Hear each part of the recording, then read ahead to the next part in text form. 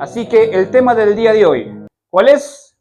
La Santa Cena. ¿Cuántos tienen entendido qué cosa es la Santa Cena? O la Cena del Señor.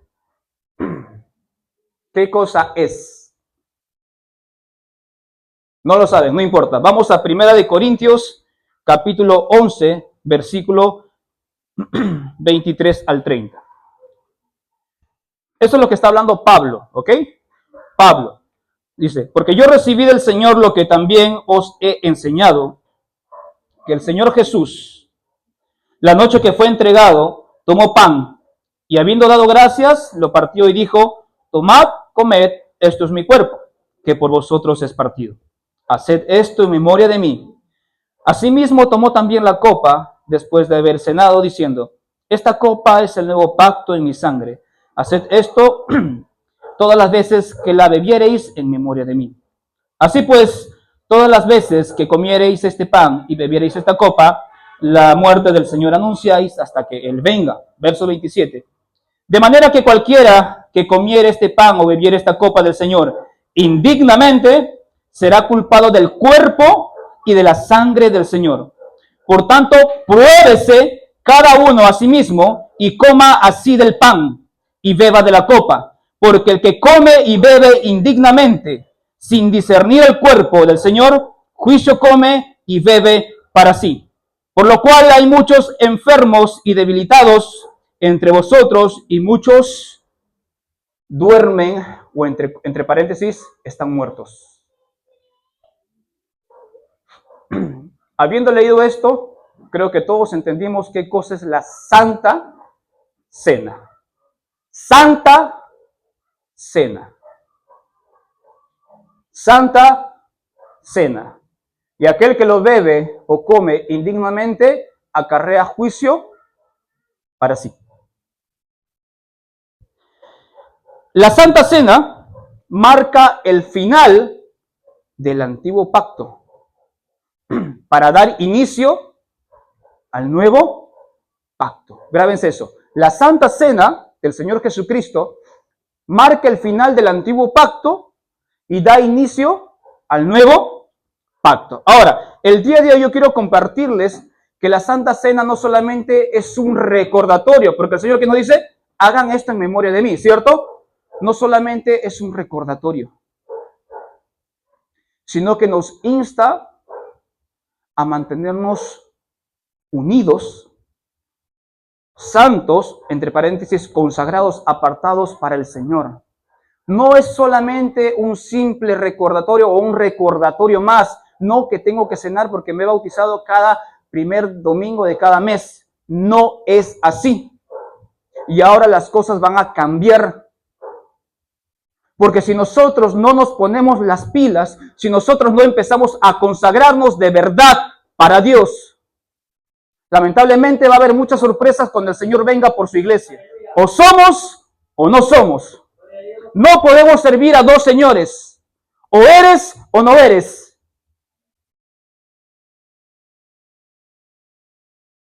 O eres hijo de Dios o eres hijo del traidor. Todo depende de ti.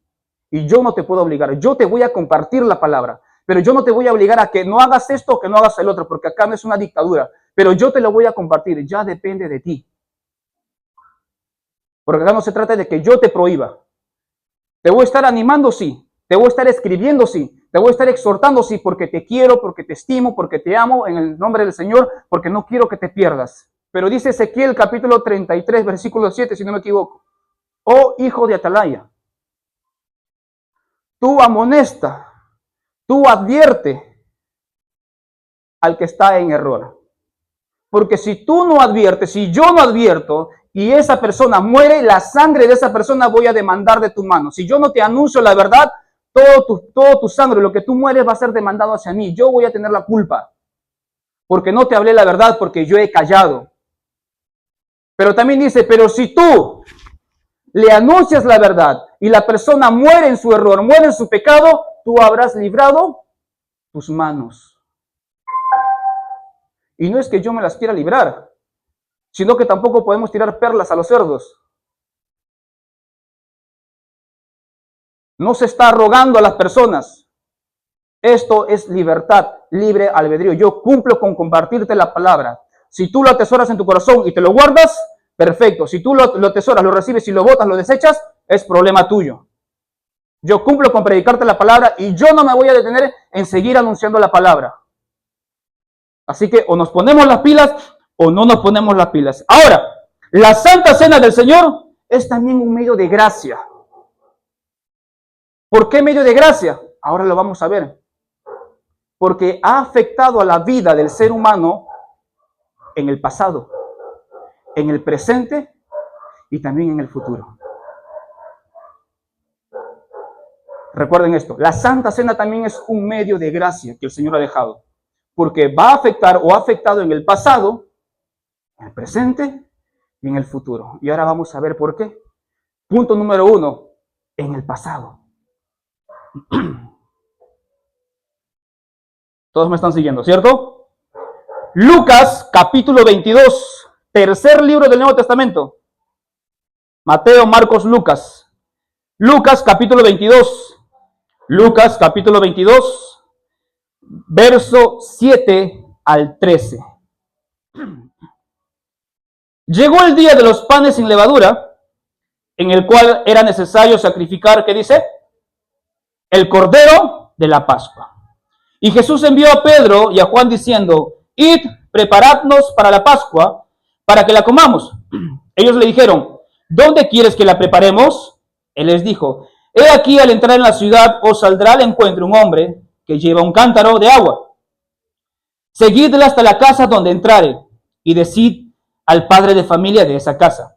El maestro te dice, ¿dónde está el aposento donde he de comer la Pascua con mis discípulos? Entonces él os mostrará un gran aposento, alto ya dispuesto. Preparad allí. Fueron pues y hallaron como les había dicho y prepararon la Pascua. Primero hemos leído en 1 Corintios lo que Pablo hace, porque yo recibí del Señor, ¿cierto? Así como nosotros lo hacemos aquí cada primer domingo, como el día de hoy, de cada mes. La Santa Cena. ¿Y Jesús qué manda decir aquí? Manda a preparar el cordero para la Santa Cena. ¿Qué cosa es? La Pascua. ¿Y por qué afectó esto en la antigüedad o en el pasado? ¿Qué significa Pascua? Anoten. La palabra Pascua viene del hebreo Pesaj. Yo sé que todos se la saben. Lo deletreo igual. P-E-S-A-J. Pesaj. ¿Qué es la Pascua? La palabra Pascua viene del hebreo Pesaj. ¿Qué significa? Pasar por alto, perseverar, misericordia.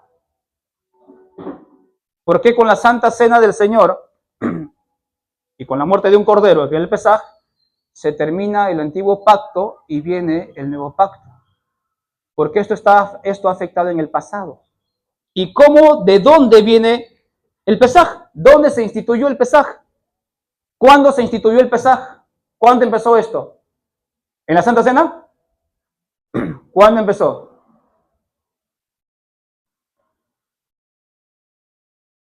¿Cómo?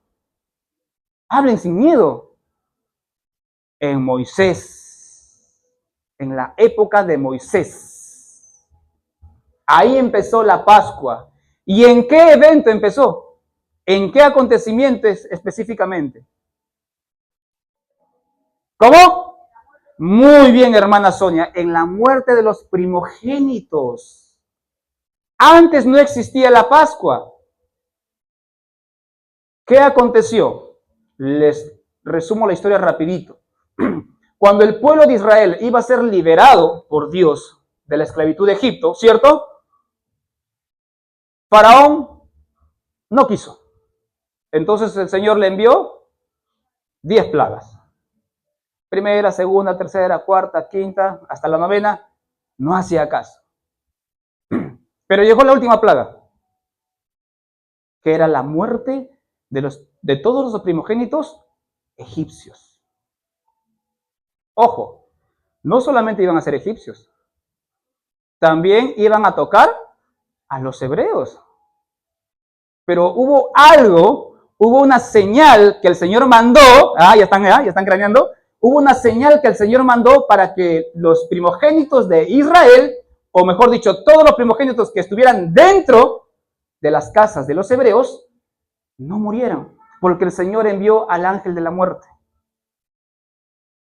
Y él iba a pasar en esa noche, lamentablemente, a llevarse a todos los primogénitos. Y el Señor dijo a Moisés, maten un cordero de lo más puro y limpio, y su sangre pinten en los lindeles de cada puerta. Y cuando el ángel pase, irá de largo, no afectará.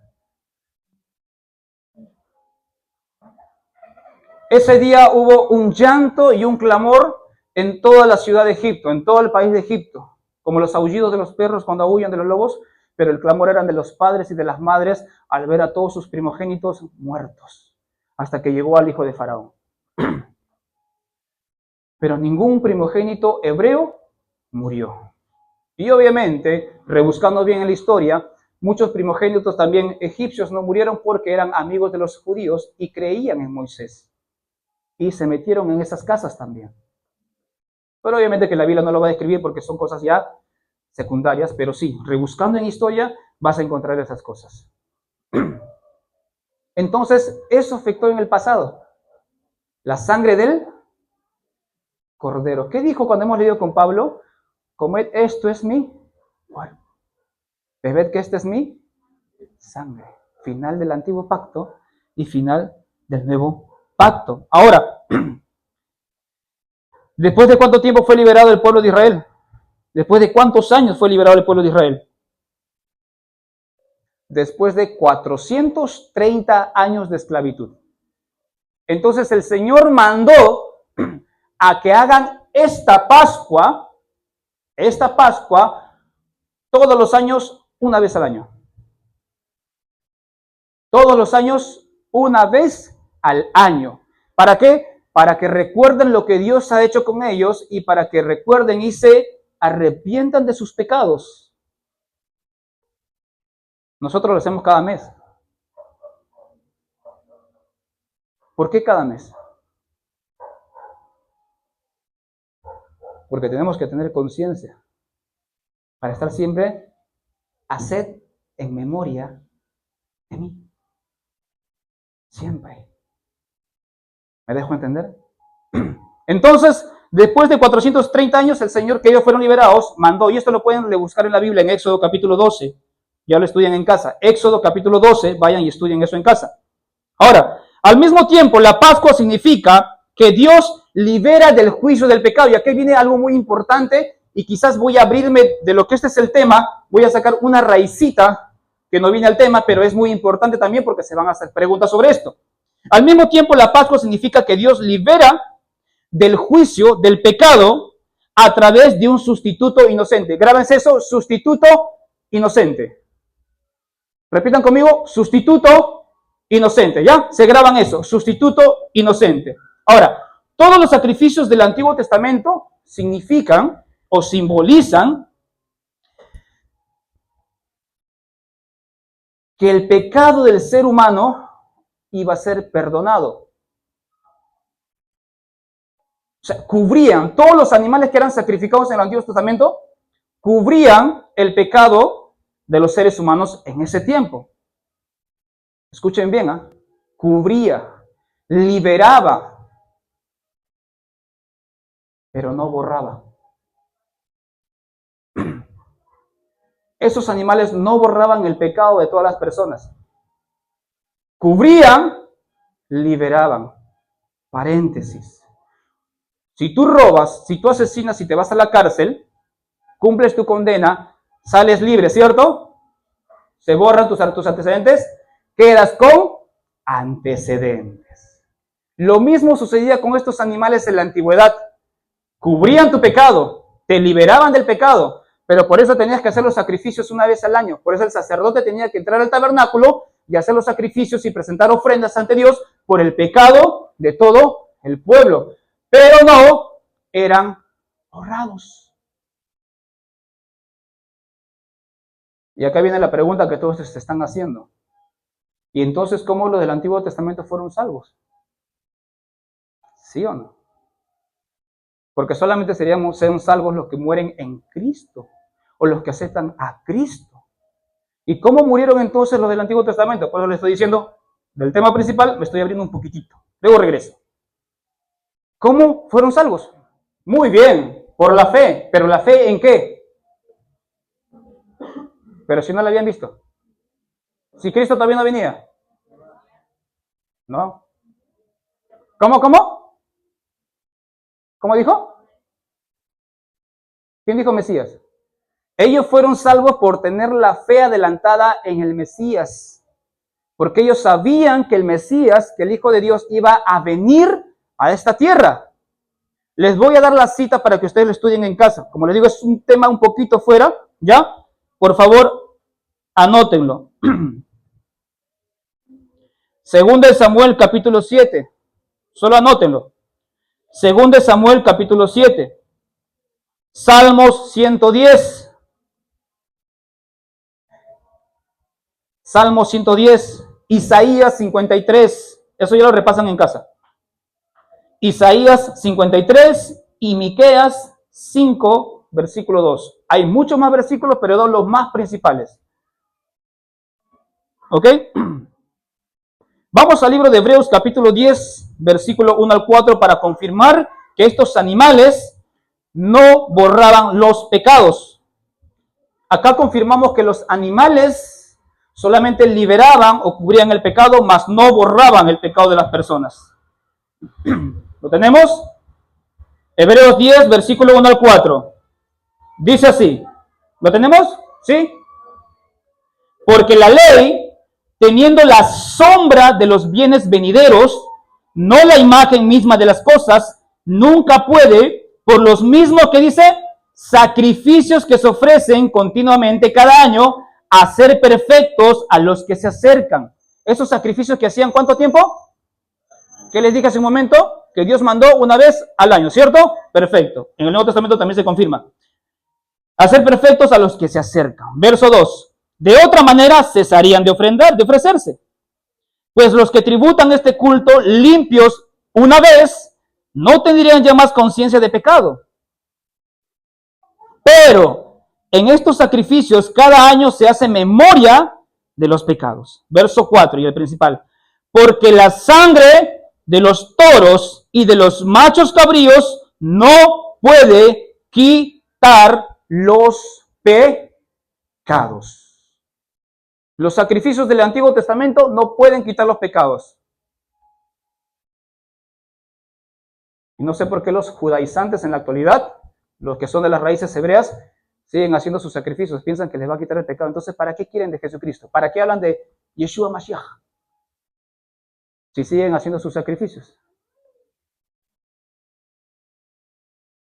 La Santa Cena culmina el antiguo pacto y da inicio al nuevo pacto. Perfecto. Entonces estas personas eran salvas, los del Antiguo Testamento, estoy hablando de Abraham, José, David, Moisés, fueron salvos a través de la fe en el Mesías que habría de venir. Ya les acabo de dar la cita, ¿cierto? ¿Y dónde estaban ellos? Después de que morían, ¿a dónde se iban? ¿A dónde? Al paraíso. ¿Y dónde está el paraíso? ¿Dónde? Está en el cielo, ¿cierto? Ya, está bien. El paraíso en la actualidad está en el cielo. Pero si dice la palabra que solo los muertos en Cristo van a la presencia de Dios al cielo, y ellos no murieron en Cristo, tuvieron la fe, sí, pero no murieron en Cristo. Les quería agarrar, pero les voy a explicar, no se preocupen. Antes de que Jesucristo muera, todos los que morían, acá se van a enredar, los santos, esas personas, Abraham, Isaac, se fueron al paraíso. Total, van a decir, ¿cierto?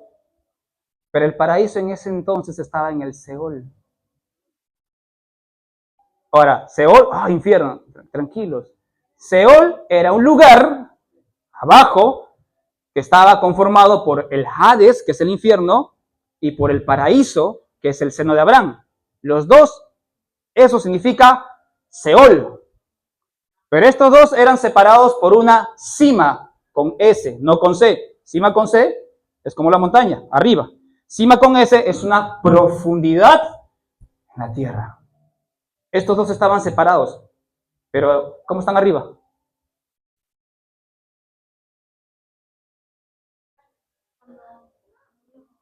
¿Cómo, hermano Yossi? Cuando Jesús murió, ¿qué? Bajó a la tierra, al centro de la tierra, ¿qué hizo? Vamos a la Biblia, no se preocupe. Primero vamos al Salmo 68, 18. Salmo 68, 18. Yo sé que es un tema aparte, pero se dieron cuenta que es interesante que sepan esto. Es importante que lo sepan, porque igual les van a preguntar. ¿Ok? Salmo 68, 18. ¿Qué dice?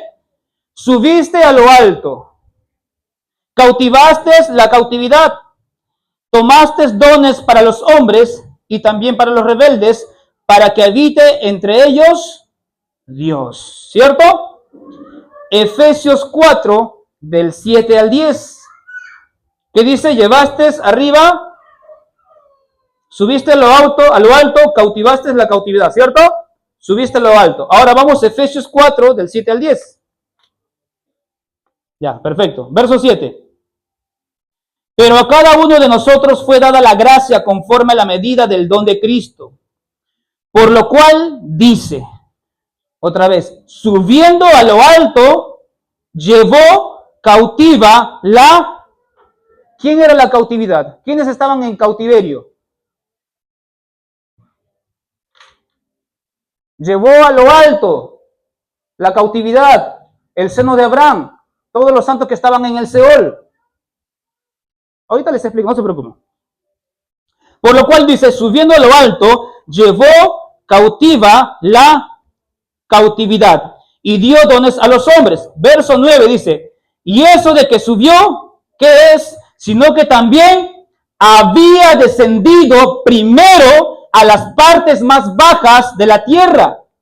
El que descendió es el mismo que también subió por encima de todos los cielos para llenarlo todo. ¿Quién es el que descendió? ¿Quién es el que subió? Llevó consigo a lo alto la cautividad. ¿Quién es la cautividad?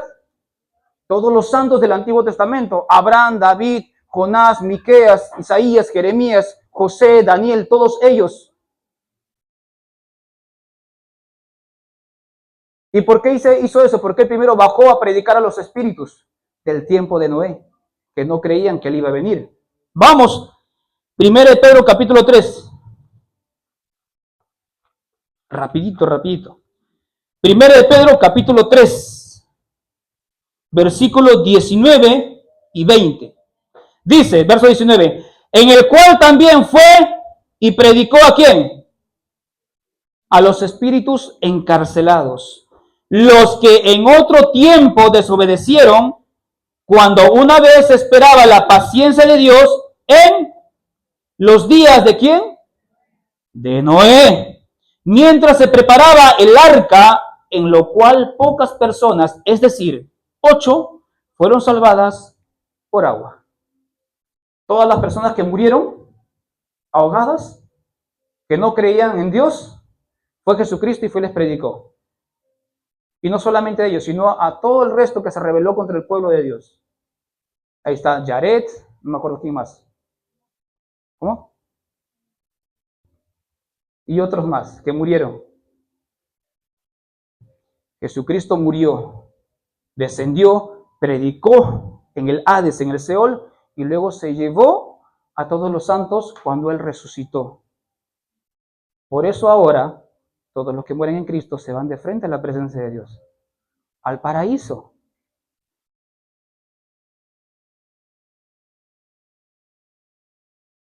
¿Se entendió esa parte? ¿Sí? ¿Sí? ¿Se entendió? Del paraíso ya no está en el centro de la tierra. El paraíso ahora está en el reino de los cielos, porque Él subió, se llevó la cautividad y llenó en lo más alto de los cielos. Lo trató de llenar todo. Ahí están todos los santos y todos los que mueren en Cristo en la actualidad se van de frente a la presencia de Dios. O sea, se van al paraíso. Y ahora, ¿y estos muertos santos del Antiguo Testamento, cuándo van a resucitar? Porque ellos también tienen que resucitar. Ellos también tienen que resucitar, porque ellos también tienen que venir por su cuerpo glorificado. Porque ¿qué dice en 1 Tesalonicenses sobre la iglesia? Los muertos en Cristo resucitarán primero. Luego los que estemos vivos, vamos a ser arrebatados. Pero ¿y los santos? Si ellos no murieron en Cristo. Murieron creyendo en el Mesías, claro que sí, pero ellos no murieron en Cristo.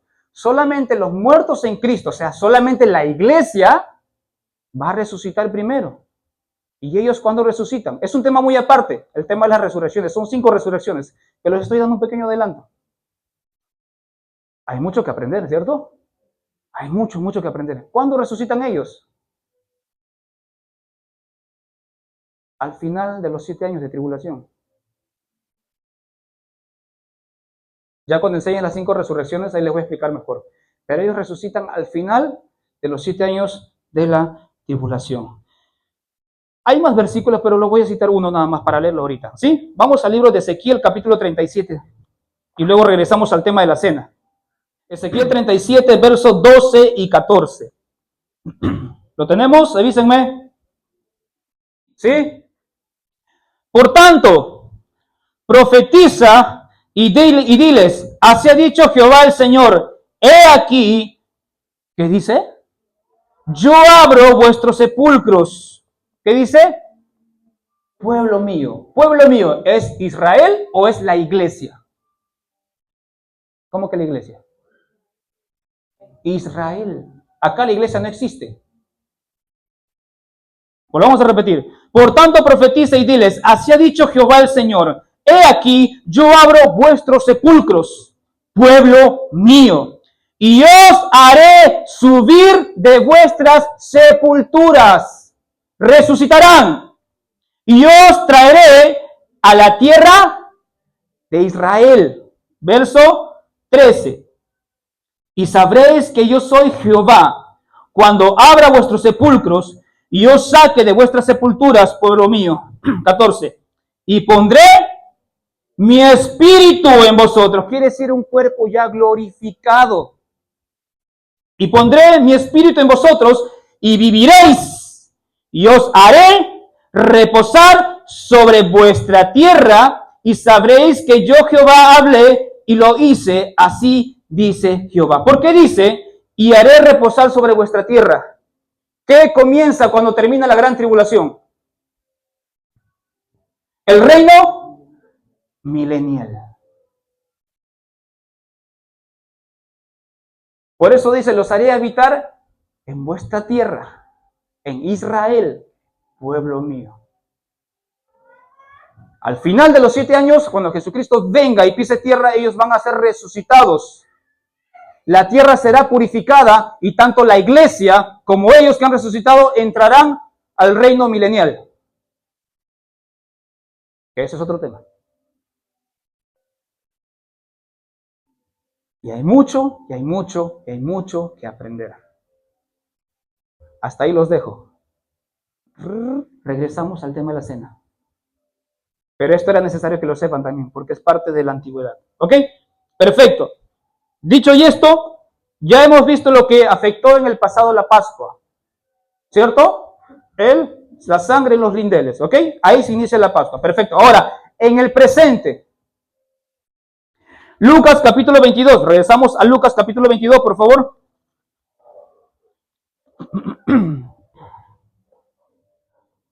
Lucas capítulo 22, versículos 19 y 20.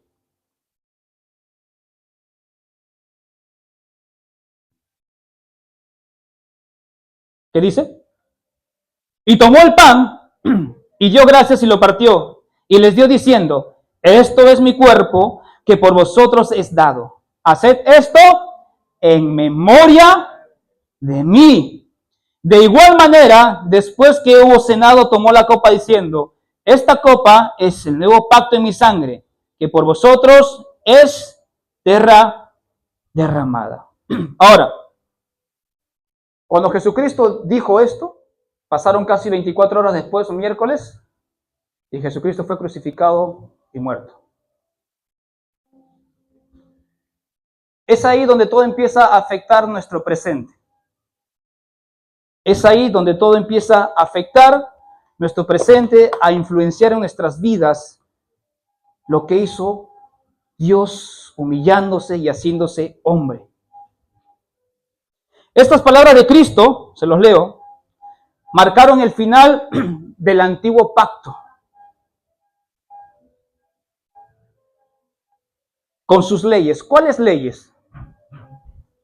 Sociales, ceremoniales, dietéticas y hasta el día de reposo.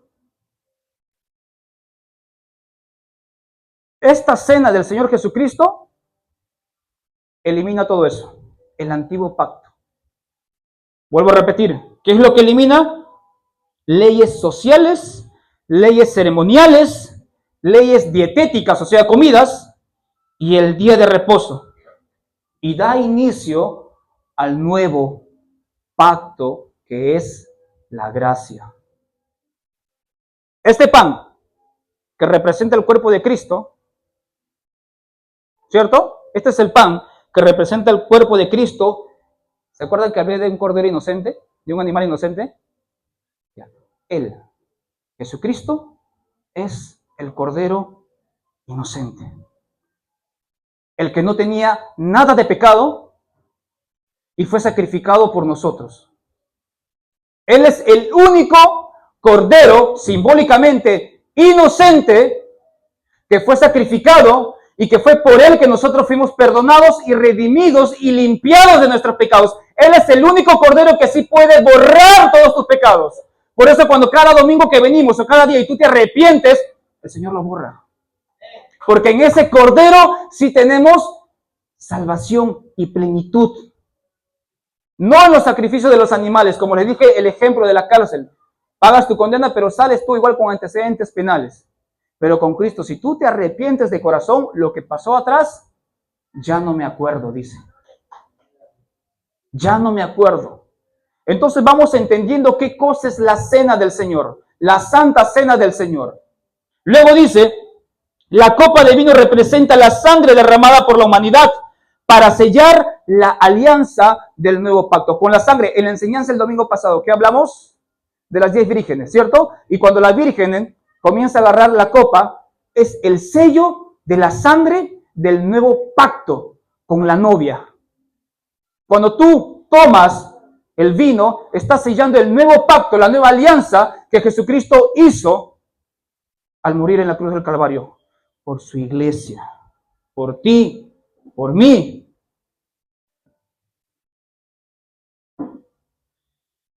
Ese nuevo pacto es la reconciliación entre Dios y la humanidad.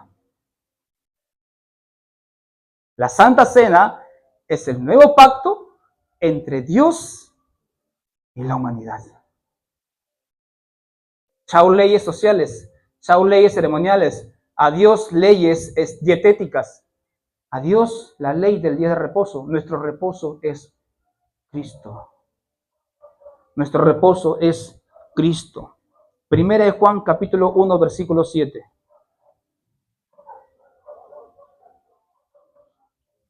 Y atentos con este versículo, por favor. Dice, pero si andamos en luz, como Él, Jesucristo, está en luz, tenemos comunión, que dice, unos con otros. Vuelvo a repetir esa parte. Pero si andamos en luz, como Jesucristo está en luz, tenemos comunión unos con otros. Si tú no andas en comunión uno con otro, no estás andando en luz. Si tú tienes algo contra alguien aquí en la iglesia, tú no estás andando en luz. Si tú tienes resentimiento contra alguien aquí en la iglesia, tú no tienes luz. Lo dice bien claro aquí. Y la sangre de Jesucristo, su Hijo, nos limpia de todo pecado. Él es el único cordero inocente que te puede limpiar tus pecados, que puede borrar todos tus antecedentes. Él es el único. No hay nadie más. No hay toro, no hay sangre de macho cabrío que pueda borrar tus pecados. Ahora, les pregunto, ¿por qué Jesucristo dice, haced esto en memoria de mí? Estamos tomando en poco la Santa Cena del Señor. ¿Por qué dice, haced esto en memoria de mí? ¿Por qué lo dice en memoria? Dice, haced. Grupo.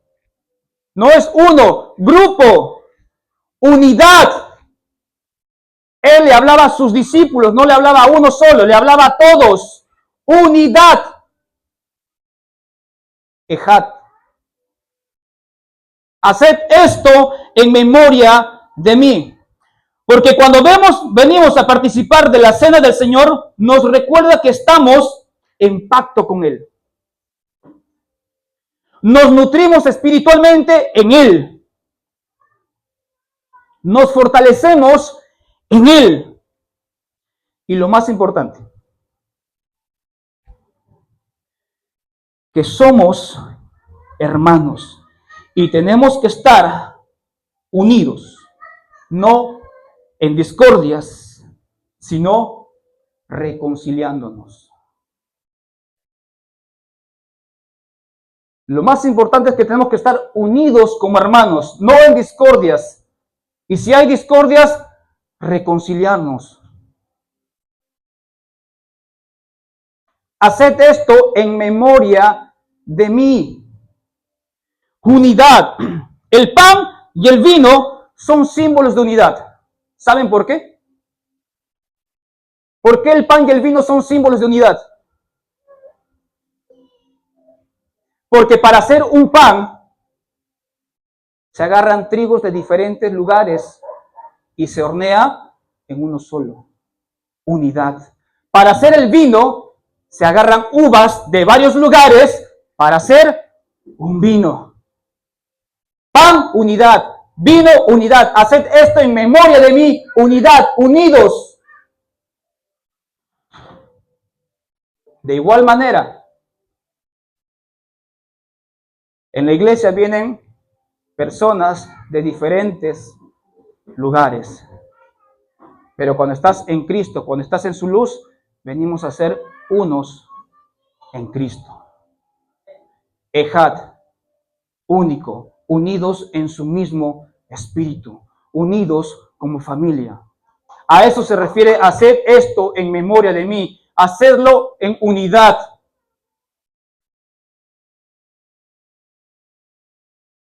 Hacedlo en unidad. Hacedlo en unidad. Número 3.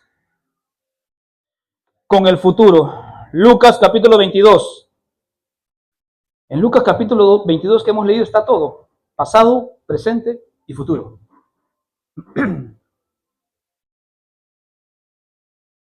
Lucas capítulo 22, versículo 14 al 18. Dice así. Cuando era la hora, se sentó a la mesa y con él los apóstoles. Y le dijo, ¿cuánto he deseado comer con vosotros esta Pascua antes que padezca? Porque os digo que no la comeré más hasta que se cumpla en el reino de Dios. Y habiendo tomado la copa, dio gracias y dijo, tomad esto y repartidlo entre vosotros. Porque os digo que no beberé más del fruto de la vid hasta que el reino de Dios venga. Hasta que el reino de Dios venga. Cuando Jesucristo dice que no beberá más del fruto de la vid, sino hasta el reino de Dios, ¿qué significa? Las bodas del Cordero. Las bodas del Cordero. Apocalipsis, capítulo 19, versículo 6 al 9.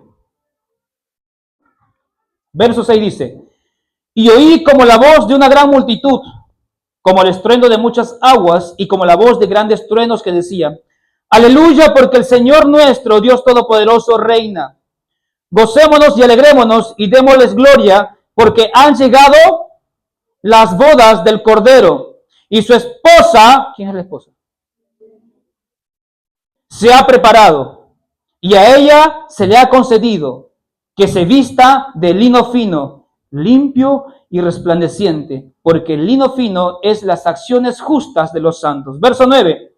Y el ángel me dijo, escribe, bienaventurados los que son llamados a la cena de las bodas del Cordero. Y me dijo, estas son palabras verdaderas de Dios. ¿Quiénes son los invitados, llamados a la cena de las bodas? Hablamos el domingo pasado.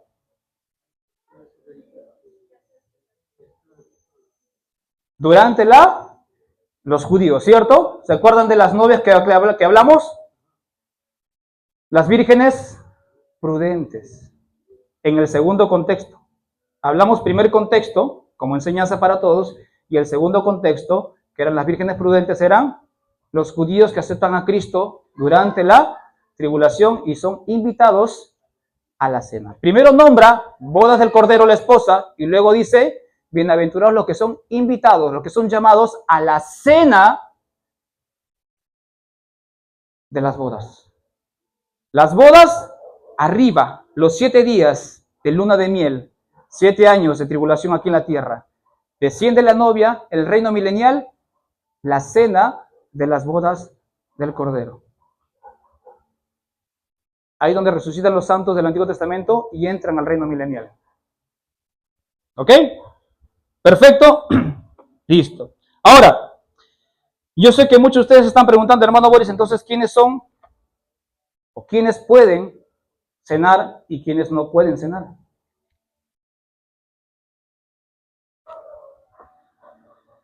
¿Cierto? Entonces, ¿quiénes pueden cenar y quiénes no pueden cenar? Acá viene, para todos. Acá viene para todos. Se los leo. Solo aquellos que verdaderamente se duelen de haber ofendido a Dios y se arrepienten y desean avanzar en fe e integridad. ¿Quiénes pueden y deben cenar? Solo aquellos que verdaderamente se duelen de haber ofendido a Dios y se arrepienten y desean avanzar en fe e integridad. Pero los hipócritas, los que no se arrepienten verdaderamente, comen y beben juicio para sí. Los hipócritas, los que no se arrepienten verdaderamente, comen y beben juicio para sí. Regresemos a 1 Corintios, el versículo que hemos leído al inicio. 1 Corintios capítulo 11, versículo 28. Por tanto, ¿qué dice? Pruébese, volvamos a repetir, por tanto, pruébese cada uno a sí mismo y coma así del pan y beba de la copa. Esta es una advertencia a los creyentes. Esta es una advertencia a los creyentes. Pruébese a sí mismo.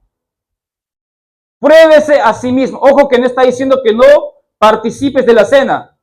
Te está diciendo, pruébate a ti mismo. Analízate. ¿En qué estás mal? ¿Qué has hecho mal? No es para que no participes, sino que tienes que probarte para que primero te arrepientas. Puedes arrepentirte y puedes participar. Porque si tú dices, bueno, entonces no participo, entonces te gusta el pecado, pues. Si tú no quieres participar de la cena, pudiendo arrepentirte antes, entonces te gusta el pecado. No te quieres arrepentir, es así de fácil. ¿No quieres participar de la cena? No participo, estoy en pecado. Porque no te quieres arrepentir.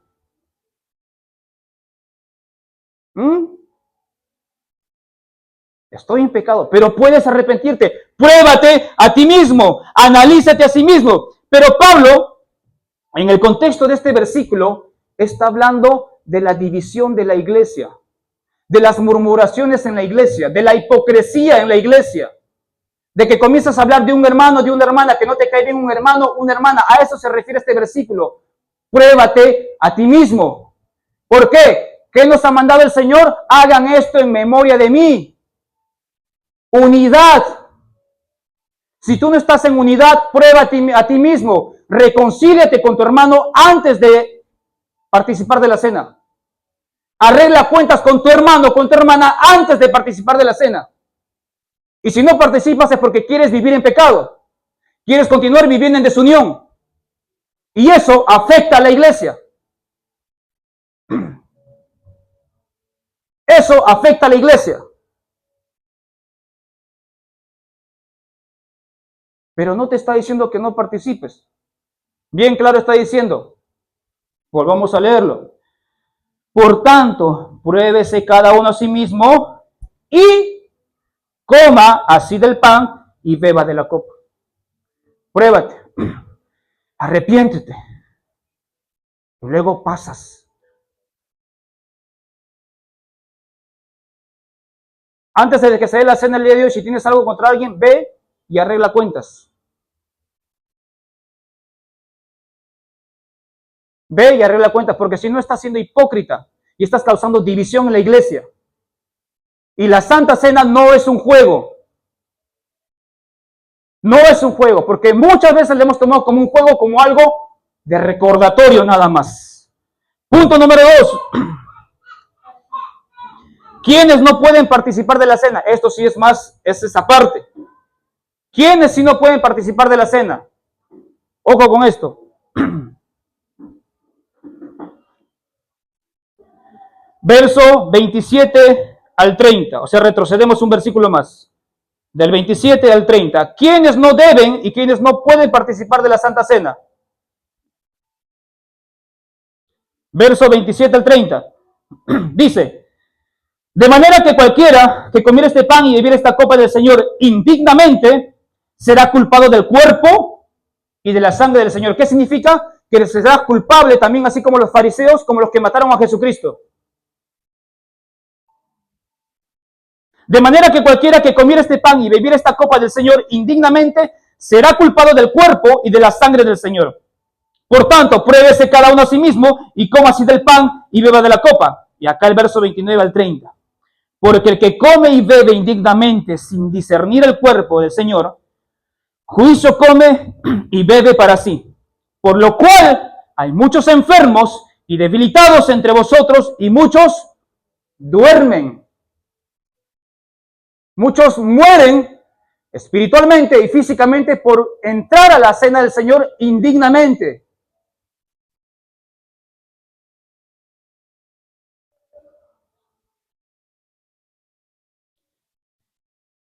Esta es una advertencia muy seria para los que no se han convertido verdaderamente en cristianos. Esto es muy serio para los que no se han convertido verdaderamente a ser cristianos, a los que no han nacido de nuevos y a los que no han sido bautizados. Si tú no has sido bautizado, si tú no has nacido de nuevo y entras a participar de la cena del Señor, acarreas juicio para ti. Puedes contraer enfermedades o hasta puedes morir, porque estás profanando lo que es santo. Aunque es simbólico, es santo y representativo para la gloria de Dios, porque vas a ser culpable de la muerte de Cristo. Porque si tú no eres un cristiano verdadero, tú no te has bautizado, no has aceptado a Cristo y vienes a comer lo que es santo, te estás burlando, le estás escupiendo, le estás matando, así como lo crucificaron a Jesucristo, estás haciendo lo mismo. Esos son para las personas que no son cristianas verdaderas, las personas que no son bautizadas. Esto es para ellos. Ustedes no.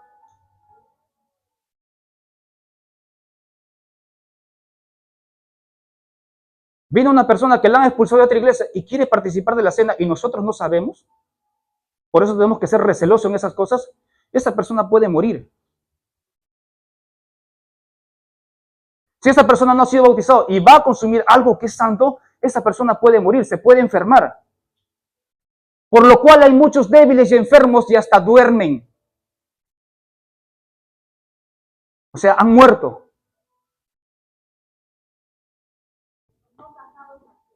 Los que no están casados tampoco pueden cenar. Si están bautizados y están fornicando, están teniendo relaciones sexuales, están fornicando. Si tú no estás casado, si no estás casado, perdón, y te has bautizado y estás teniendo relaciones sexuales sin casarte, estás fornicando, no puedes cenar. El sexo antes del matrimonio es fornicación. Y eso es pecado. No pueden. Ahora, yo no conozco la vida de cada uno de ustedes. No conozco la vida de cada uno de los que sean bautizados. Pruébese a sí mismo y arrepiéntase. ¿Puedes hacerlo? Puedes pasar, pero tienes que arrepentirte. Tú y Dios. Y si tienes algo con tu hermano o con tu hermana, ve y arregla cuentas de una vez. Porque estás acarreando juicio para ti. Por eso después te van mal las cosas. ¿Por qué me va mal? ¿Por qué me estoy enfermando? ¿Por qué me pasa esto? Estás acarreando juicio. Tienes la oportunidad de arrepentirte cada día, en cada momento. No es excusa para no participar de la cena. Puedes hacerlo. Pablo bien claro está diciendo. Primero examínate, arrepiéntate. Y luego prueba el pan y prueba la copa del vino. Lamentablemente en estos tiempos hemos tenido muy en poco la Santa Cena. Y esto no va a volver a suceder aquí.